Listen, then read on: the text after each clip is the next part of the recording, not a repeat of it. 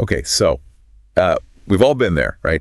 That moment someone hits you with a tough question or, challenges something you said. And your brain just stalls. Exactly. Total blank. You might fumble, say, or maybe just nothing.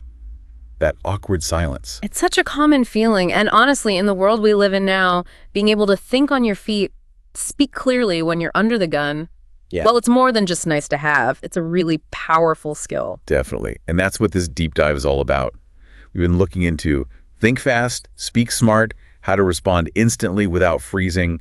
Our mission, pull out the stuff you can actually use. And the great thing is, and this is really emphasized, you don't need some kind of natural gift for gab. This isn't about being an extrovert. Right.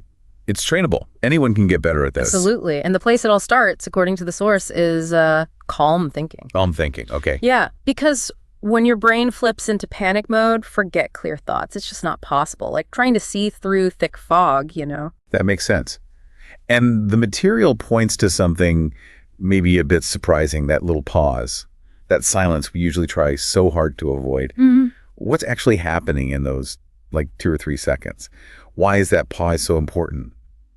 Because my instinct is always to just jump in, fill the space. Well, and that's where this perspective really shifts things. That tiny, maybe 2-3 second pause. It's not weakness, it's strategy.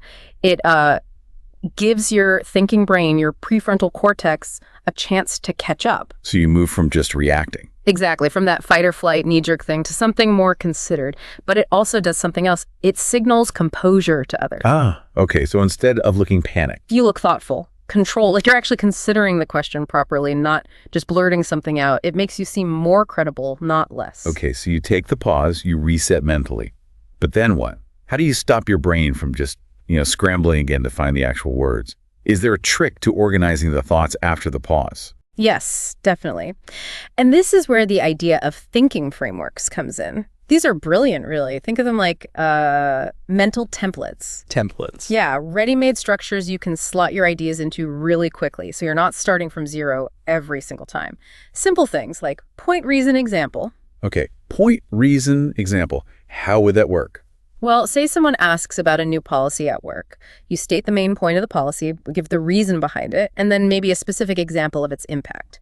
Instant structure. Or, another one mentioned is past, present, or future. Right. Another great one. Where things were, where they are now, where they're heading. It just gives your answer a logical flow, helps the listener follow along. It's like having a mental roadmap, so you don't just wander off verbally. Yeah. Sounds much more organized. Precisely. It provides a kind of scaffolding for your thoughts, keeps you on track, makes you sound coherent, even if you're feeling the pressure internally.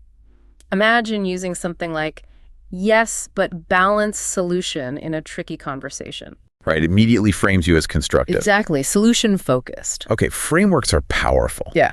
But the source also stresses something else pretty heavily. Practice. Just doing it over and over. Yes, and not just for the big moments, the big presentations or interviews. It's about the everyday practice. So how do you actually practice thinking on your feet? How do you build that response muscle, as they call it? It's about low-stakes repetition. Like the material suggests watching a quick news report and then immediately trying to summarize the main point, just one sentence. Okay, simple enough. Or maybe grab a friend and do some mock Q&As. Throw unexpected questions at each other. The more you simulate that put on the spot feeling in a safe way, the less intimidating it is when it happens for real. But that's the idea. You build the neural pathways, make it more automatic, more natural. So wrapping this up for you, the listener, what's a big takeaway here? This deep dive really drives home that perfection isn't the goal, is it? Not at all. You don't need the perfect answer instantly. What you need and what people actually respect is a clear, calm answer. Taking that brief pause, people see that as thoughtful, not slow. Right.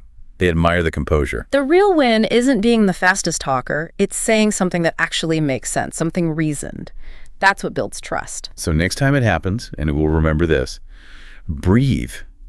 Take that strategic pause, maybe 2-3 seconds. Pick a simple framework in your head, and then speak smart.